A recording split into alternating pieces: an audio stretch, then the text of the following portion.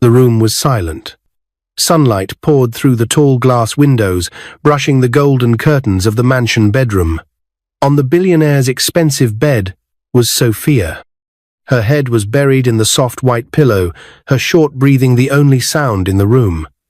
In her right hand was a mopping stick, gripped tightly like she had collapsed in the middle of cleaning. On the floor beside her was a forgotten mop bucket. Her black and white maid uniform was wrinkled, soaked slightly with sweat. Her small dark face looked tired, broken, peaceful.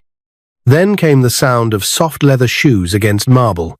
Johnson Anderson, the billionaire CEO, entered the room. He froze. He couldn't believe what he was seeing. His maid, sleeping on his bed with a mopping stick in her hand. For a moment, he didn't move. His eyes widened, filled with surprise, but his heart was calm. He took a slow step forward, then another. He looked down at her. She was barely 18, small, fragile, and from the way her body sank into the bed, she was deep in exhaustion. Not laziness. Real, deep exhaustion. Something told him this was no ordinary mistake. Gently, he bent down and tapped her shoulder. Sophia. Her eyes snapped open. She shot up as if lightning had struck her. She blinked twice, confused. Then her heart dropped. Her eyes locked with his. "Sir, please, please forgive me," she cried, dropping to her knees beside the bed. Her hands clutched the mop like it was her lifeline. "I didn't mean to, I swear. I haven't slept all night. I must have collapsed. Please don't sack me. Please, sir." Tears streamed down her cheeks. Johnson was quiet. His heart felt heavy. He hadn't expected this. He had seen many things in life, but never a maid so terrified just for falling asleep. He slowly knelt down beside her. "Sophia, why didn't you sleep last night?" he asked gently, his voice soft like a father's. She sniffled, looking away. "It's my mother," she whispered. "She's sick. I stayed up all night taking care of her. She kept coughing and shaking. I couldn't sleep, but I had to come to work today. It's the last day of the month. I need my salary to buy her medicine." Johnson's chest tightened. He leaned closer, looking into her teary eyes. "What about your father?" She swallowed hard. "He was a taxi driver. Armed robbers shot him on the road when I was 14. Since then, it's just me and my mum." Johnson said nothing. He simply listened. "I was the best student in my secondary school," she continued, tears falling faster now. "I wanted to be a doctor, but I gave up. No one helped. We had no money. I became a maid to survive. That's the only way I can buy drugs for my mum." Johnson stared at her. The room fell silent again. He finally stood up, wiped a tear from his cheek, and picked up his phone. "Driver," he said, "bring the SUV around. We're going somewhere." Sophia looked up, confused. "Sir? You're coming with me," Johnson replied. "I want to see your mother." Sophia's mouth opened, but no words came out. She just stared at him, wide-eyed, stunned. Minutes later, they were driving through the dusty roads of Ajagunle. The air was hot, and the car windows trembled with the sounds of Lagos. The billionaire had never been here, and what he saw made his heart break. Sophia led him to a small house, cracked walls, broken door, the smell of sickness in the air. Inside, Amanda lay on a thin mattress on the floor, her face pale, her body trembling with every cough. Her hair was rough, her lips dry. A faded wrapper covered her. Johnson dropped to his knees. He couldn't believe it. This was how they were living? The mother of a girl who had been wiping his floors? A woman who once had a future, now reduced to this? "Driver," he called with urgency. "Call an ambulance. Now." In less than 30 minutes, Amanda was on a stretcher, inside a private hospital in Victoria Island, one of the best in Lagos. Johnson paid everything in full. Sophia stayed beside her mother's bed, holding her hand, crying softly. She couldn't believe what had just happened. That morning, she was just a maid. Now, her mother was being treated like royalty. And Johnson, the man who shocked the world with kindness, sat beside her, gently asking doctors questions, making sure everything was perfect. But this was just the beginning. Amanda had been in the hospital for just 2 days, but already the change in her was like a miracle. Sophia sat beside her mother's hospital bed, watching as her eyes blinked open and her coughs grew softer. For the first time in months, her skin had a glow. Her lips were no longer cracked. She was beginning to smile again. It was faint, weak, but it was there. Sophia leaned in, brushing her mother's forehead. "Mummy, you're getting better." Amanda nodded slightly.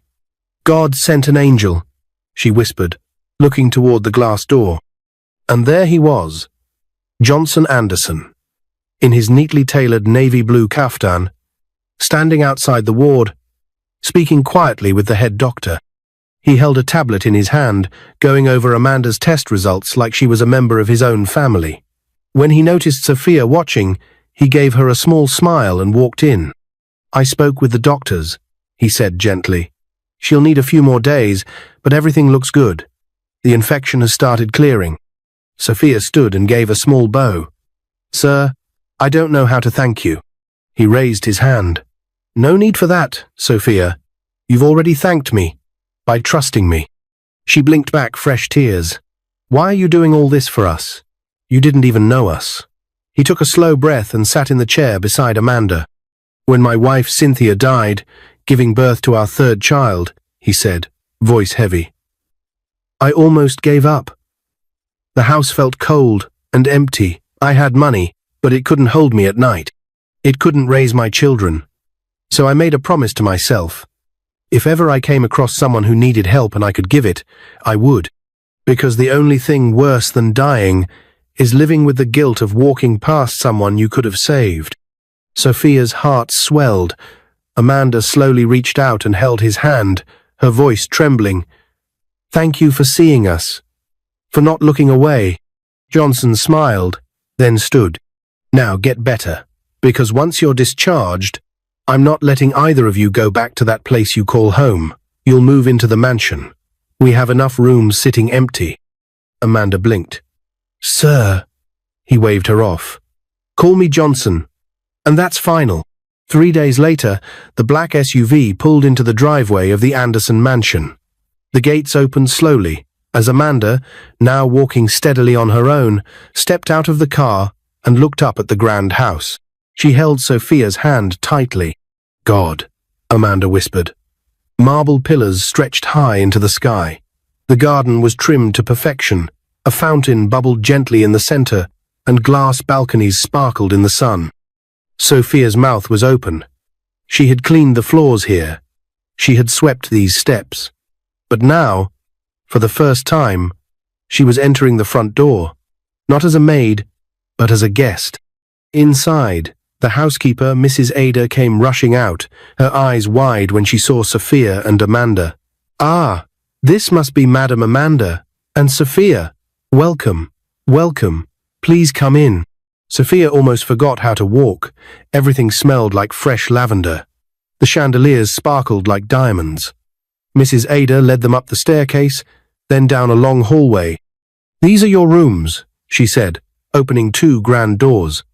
Sophia stepped inside and gasped. A queen-sized bed with silver trimming. A dressing table with shining mirrors. Silk curtains. Air conditioning. A walk-in wardrobe. She turned and looked at Amanda's room. Identical. "This can't be real," Amanda muttered. Just then, Johnson walked in. He was smiling warmly, his daughters, Sarah and Amaka, walking beside him. Sarah, the older one, was tall and quiet, about 15. Amaka, bubbly and playful, was 11. "Sophia, Amanda, I'd like you to meet my girls," Johnson said proudly. Sarah gave a shy smile. "Hi." Amaka stepped forward and hugged Sophia like an old friend. "You're so pretty.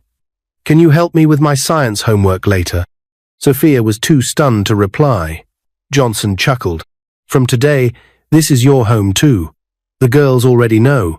Amanda, your job role is waiting. I spoke to HR at our headquarters. You said you were a data analyst, right?" Amanda nodded slowly. "You'll start next month, once you're fully strong." "Sophia, You're going back to school. Sophia blinked. Sir?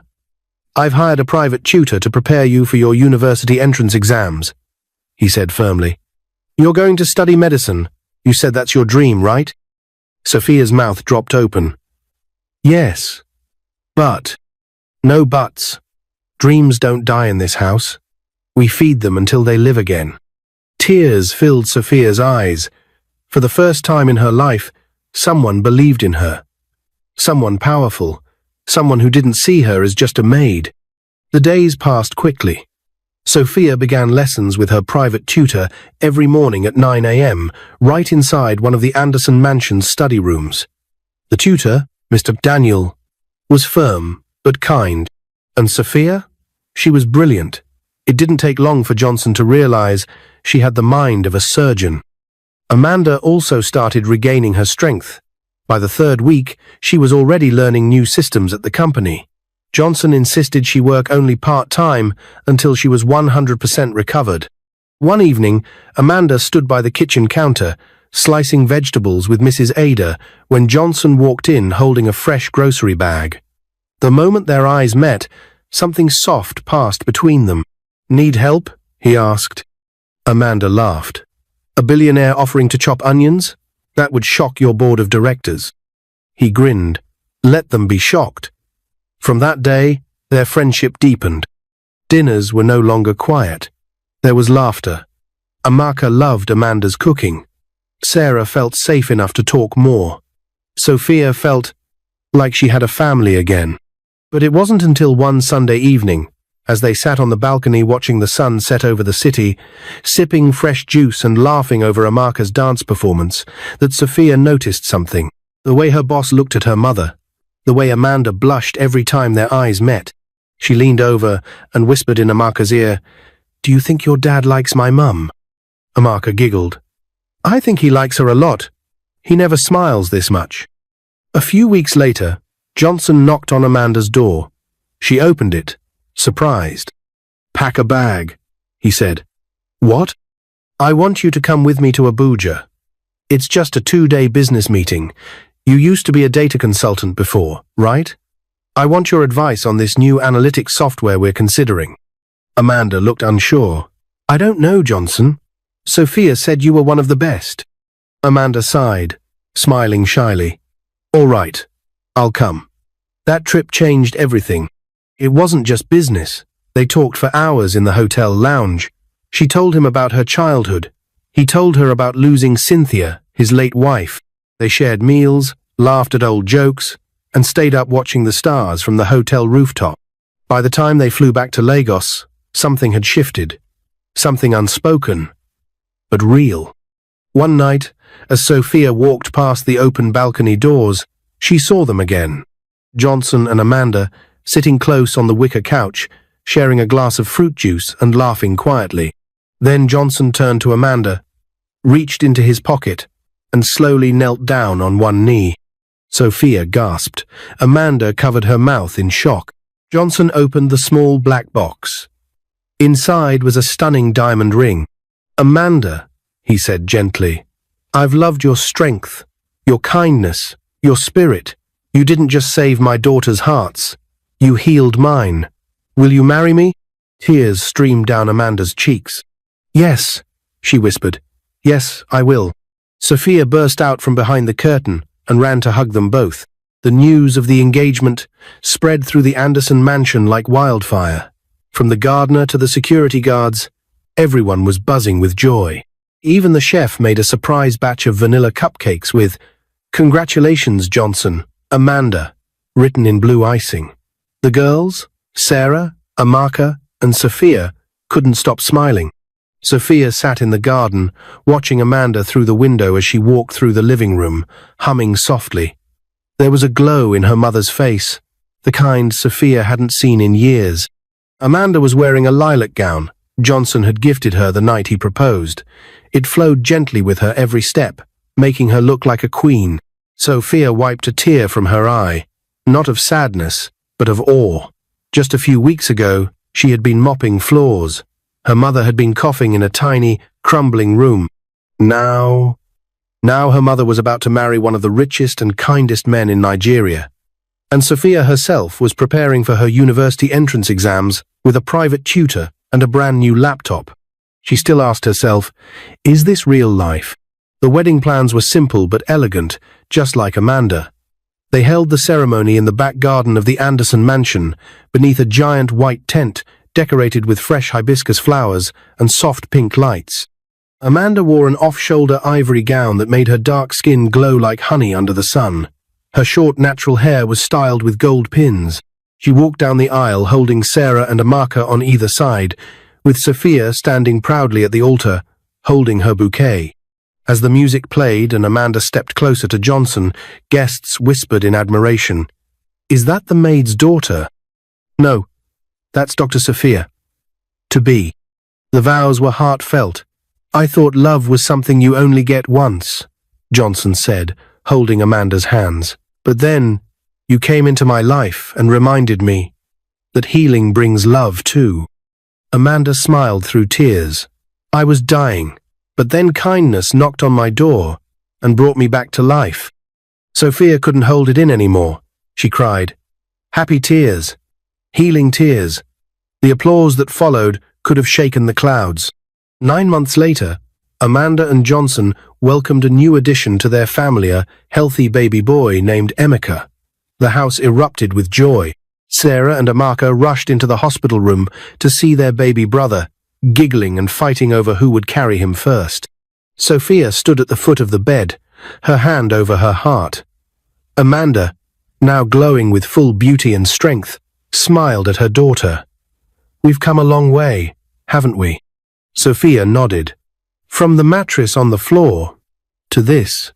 They both laughed quietly. Johnson walked in holding a giant teddy bear for Emeka. He kissed Amanda's forehead and said with pride, "This boy is going to grow up in a house filled with love." Sophia didn't let her new life distract her from her dreams. In fact, it made her hungrier. With the help of her tutor and Johnson's connections, she passed the University of Lagos entrance exam with flying colors. Her acceptance letter to study medicine and surgery came with a full scholarship sponsored by the Anderson Foundation. When she read the letter out loud in the living room, the entire house exploded in celebration. "I knew it!" Amaka shouted, dancing around. "I told you," Johnson said, lifting Sophia into a fatherly hug. Even little Emeka, barely able to babble, clapped along as Amanda wiped joyful tears from her eyes. That night, Johnson threw a mini send-off dinner in Sophia's honor.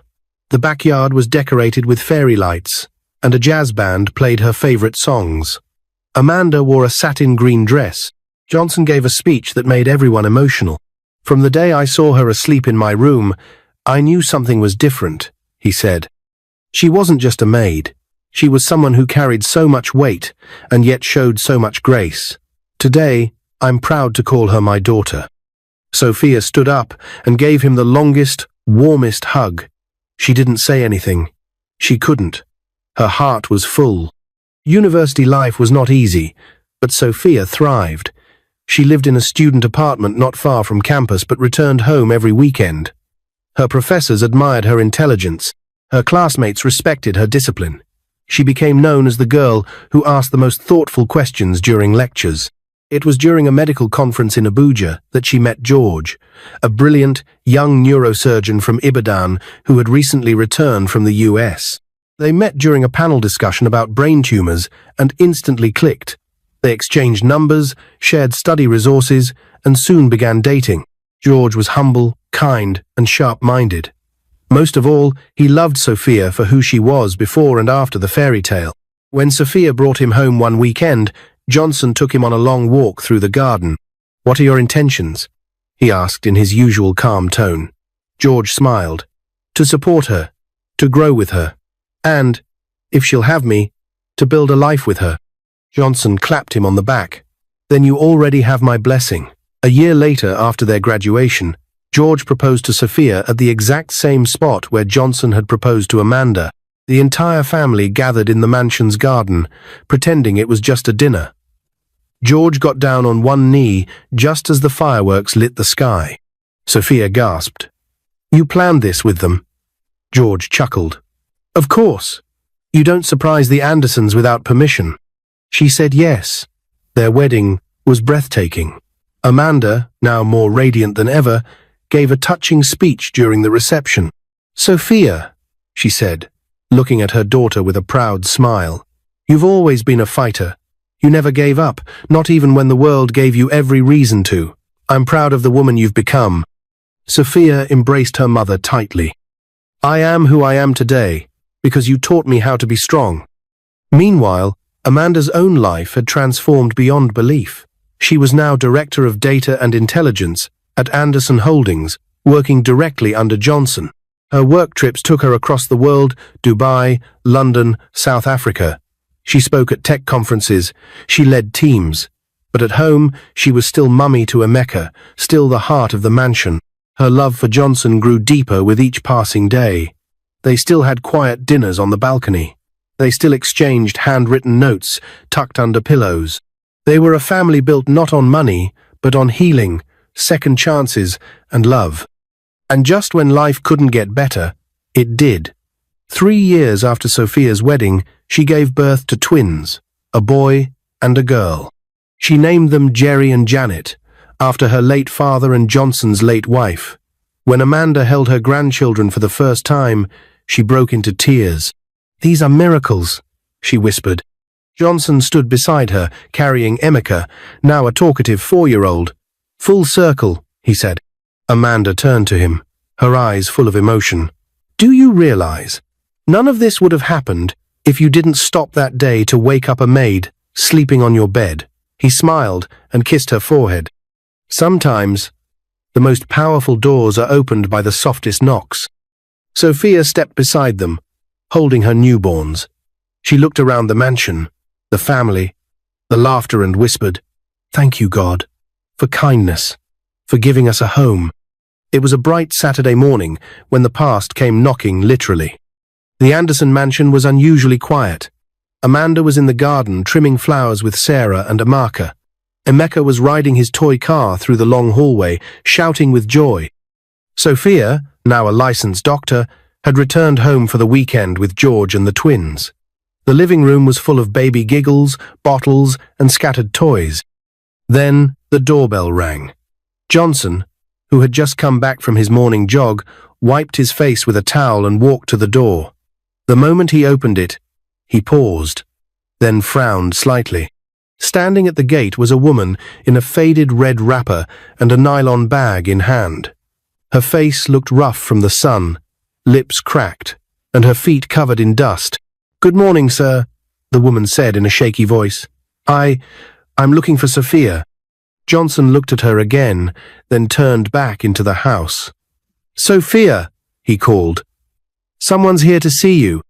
Sophia walked out from the dining room, holding baby Janet in her arms. "Who is it?" The moment her eyes landed on the visitor, her steps froze. She blinked.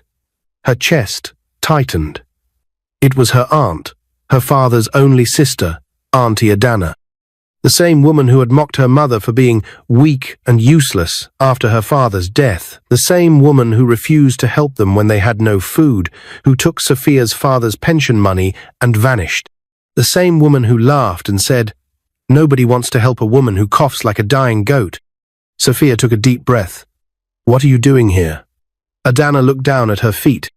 I heard about what happened. Your wedding, your success. I saw it on Facebook. I didn't know how to reach you." Sophia didn't say a word. "I was wrong, Sophia," the woman continued. "I thought your mother would die poor. I laughed at her. But I see now, God really lifted you." Johnson stepped aside, allowing the woman in.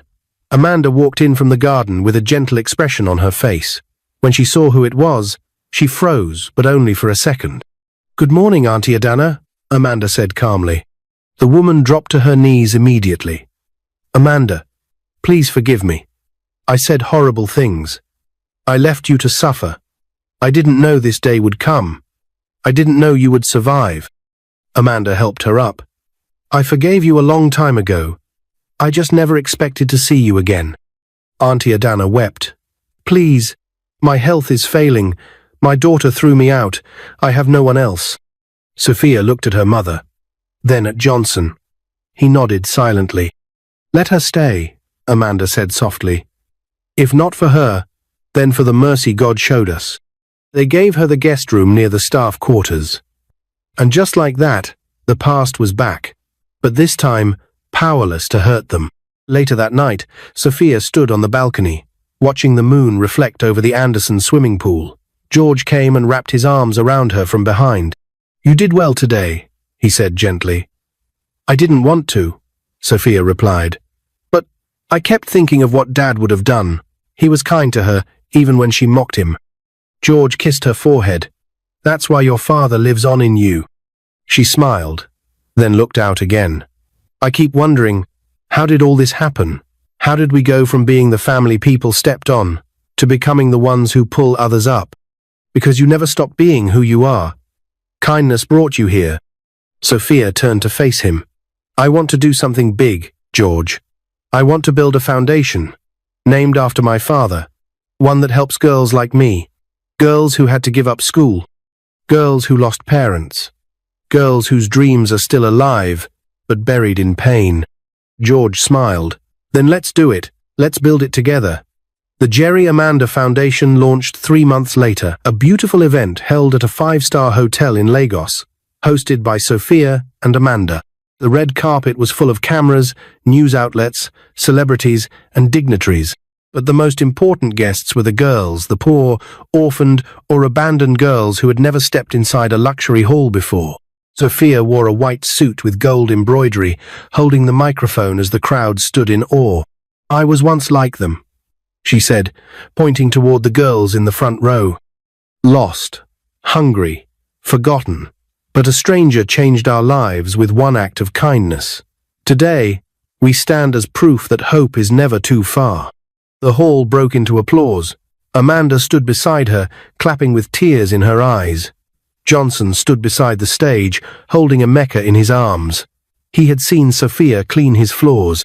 Now he was watching her change the world. A week after the foundation's launch, Amanda received a phone call from an unknown number. "Mrs. Amanda Anderson?" the voice asked. "Yes?" "This is Dr. Emeka Adebayo from Abuja General Hospital. We found something unusual in your recent test scans. You came for a regular checkup, but we'd like you to come in for further testing." Amanda's heart skipped. She didn't tell anyone. Yet. Not Sophia. Not Johnson. She needed to be sure first. But she felt it. That old cough had returned. Just a little at night. And her chest sometimes felt tight. She booked a flight to Abuja the next morning, telling everyone she was visiting a friend. At the hospital, she sat still as the doctor went over her results. He looked up, expression serious. "Amanda, you have a tumor in your right lung. It's early stage, but we have to act fast." Amanda felt the air leave her body. "Not again. Not now." The doctor continued, "There's a good chance of recovery with surgery, but we must move quickly." She nodded, trying to breathe. When she returned to Lagos that evening, Johnson was already waiting. "You look tired," he said gently. Amanda smiled faintly. "Just a long day." He held her close. "Let's rest. You've done enough this week." Amanda leaned into him, her heart racing. She had lived a miracle once. She had seen her daughter rise from ashes. She had tasted love after death. But now, would she survive this storm? A few days later, Sophia found the hospital scan results in Amanda's handbag. She had come into her mother's room to help fold laundry, and the folder had fallen to the floor. She froze. "Lung mass. Urgent surgical intervention." Her knees buckled. "Mummy?" she whispered, holding the paper. Amanda walked in and saw her daughter crying with the scan in her hands. "Oh, baby," she said softly. Sophia turned around, her face covered in tears. "You were going to keep this from me? I didn't want to worry you. You're my mother. You think I'd rather not know? After everything we've been through?" Amanda sat on the bed, pulling her daughter close. "I'm scared, Sophia, but I'll fight, just like I did the first time." Johnson came in a few moments later, and seeing the tension, sat quietly. Sophia handed him the scan. His face changed. He didn't speak, just walked over to Amanda and knelt in front of her. "We're fighting this. Together." The next few weeks were full of hospital visits, tests, second opinions, and emotional prayers. The whole family rallied. Johnson halted all his travel plans. Sophia applied for temporary leave at her hospital. Even Amaka started skipping her swimming lessons to help cook for Amanda. One quiet morning, Amanda stood at the window in her robe, looking out at the garden. Sophia came and held her hand. "You once told me I gave you life again," Sophia said softly. "Now it's my turn to help give it back to you." Amanda smiled, a tear falling down her cheek. The air inside the Lagos University Teaching Hospital was colder than usual. Amanda lay still on the hospital bed, her face calm, her fingers gently wrapped around a string of prayer beads Sarah had given her that morning. The surgery was set to begin at exactly 10 a.m. Outside the operating theatre, the Anderson family waited. Johnson sat with his head bowed, silently praying. Sophia stood by the window, arms folded, her eyes fixed on the trees beyond the hospital walls. She wasn't just a daughter today. She was also a doctor. She knew what was at stake. George held her hand tightly. "She's strong," he whispered. "She's made it through worse." "I know," Sophia replied, trying to blink back the tears. "But this time, I'm scared." "She's not going anywhere," Johnson said firmly, looking up. "She made me promise we'd take Emeka to the beach once she recovered.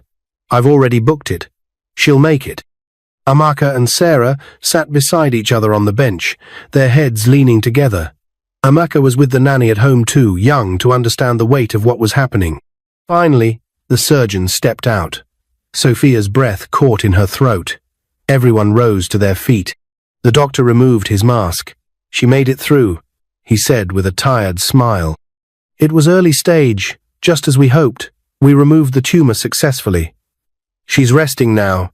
She'll need time to heal, but she's going to be okay." The room erupted in tears and gasps of joy. Johnson hugged Sophia so tightly she could barely breathe. "Thank you, God," she whispered. They were allowed into the room 2 at a time. Johnson went first, holding Amanda's hand gently. Her eyelids fluttered open. "You're here," she whispered. "I never left," he replied, pressing her hand to his cheek. "Did we win?" He smiled. "We always do." 3 months later, the family gathered in the grand living room of the Anderson mansion for what looked like a surprise birthday party. But it wasn't just for Amanda. It was also for the Jerry Amanda Foundation's 1-year anniversary. The event had become the most talked-about charity platform in Nigeria. Over 120 girls were now receiving scholarships and care, thanks to Sophia's vision and Johnson's funding. Amanda was stronger than ever. Her beauty was once again effortless. Her flawless brown skin glowed in the evening light. Her short hair curled neatly, and her soft peach gown shimmered slightly under the chandeliers. She stood at the center of the room with a microphone, looking at the crowd, but her eyes settled on the faces that mattered most. Sophia, George, Johnson, Amaka, Sarah, and little Emeka, who sat at the corner licking the frosting off his cupcake. "I've stood on many stages in my life," Amanda began, her voice calm and rich. "But no moment has ever been as precious as this one." She paused. "Not too long ago, I was lying on a thin mattress in a damp room, coughing my life away, ready to die. My daughter, Sophia, was out mopping floors, trying to save me. And none of you knew her then. She was invisible to the world, but not to God." Sophia wiped a tear from her cheek. Amanda continued. "A billionaire walked into his room one afternoon and found a maid sleeping on his bed. And instead of anger, he showed her kindness. That one act didn't just save her, it saved me. It gave our lives meaning." She turned to Johnson. "That day, you didn't just help us, you rebuilt us.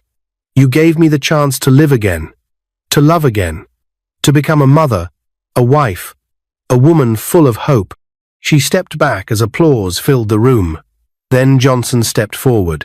"There's something I'd like to do," he said, pulling out a navy blue document file.